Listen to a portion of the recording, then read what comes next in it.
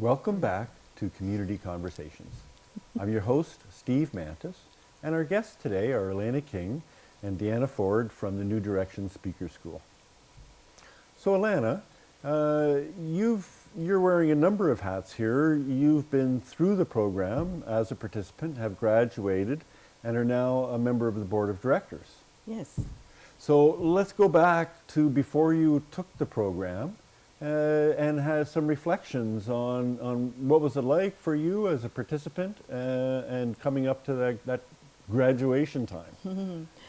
Okay, so before I started out with Speaker School, I was actually in a place where, being on Ontario Works, social assistance, and I really felt like I had low self-esteem because, going through the system, not hearing your needs or, what you need to get done not being done, living in a neighborhood that was, that's where everybody's grouped together. It just, it had a lot of effect on my self-esteem. And so when I signed up for Speaker School, I believe you were campaigning for the NDP and you had talked to me about that. So, I felt that it's like, yeah, this sounds like something I could do, I want to do.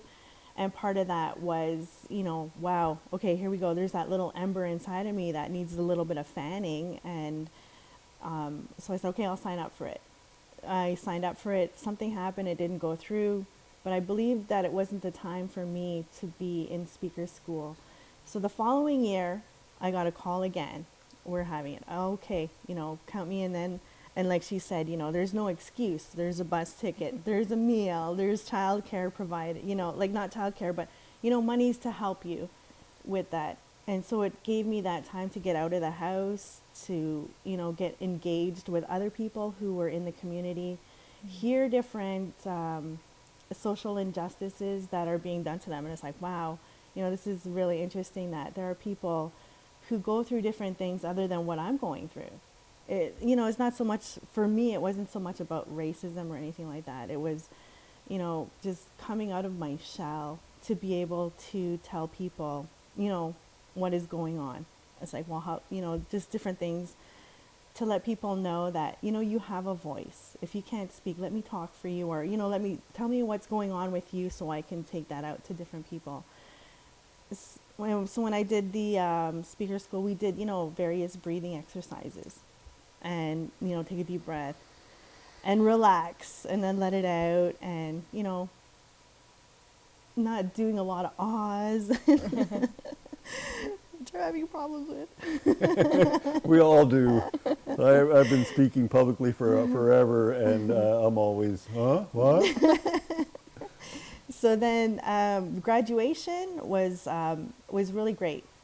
We had this one guy in there who was from the CBC radio, and it wasn't a thing about feeling like inferior to him because he had this speaking ability. Man, that guy could talk, and I was like, man, it was really neat anyway to hear these different things that were going on. So we went to our graduation, and we were talking in front of different officials. So we had different, some city officials were there. There were some political people there that we were talking about our experiences, our social injustices, and we got feedback from that. And it was, really supportive, and it was really nice to have that come back. So as a board member, now I'm, I get to go, like I go through the applications once in a while to see who's coming in, to see who would benefit from this, and working with you as well as the other board members for New Direction Speaker School is another eye-opening experience, and I really enjoy it. And I would push it. I'd tell people, you should sign up for that. It helps you to get out of the house. If you want something to do, just, sign up for it. So it was a couple of years ago or more that you took the program? I believe so, yeah. I can't remember exactly, sorry.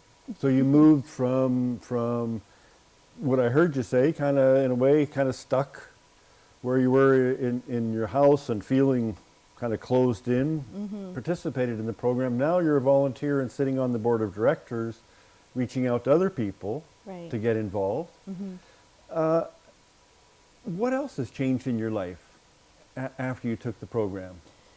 Well, I've got involved with my neighborhood and was sitting as the chairperson for the community action group.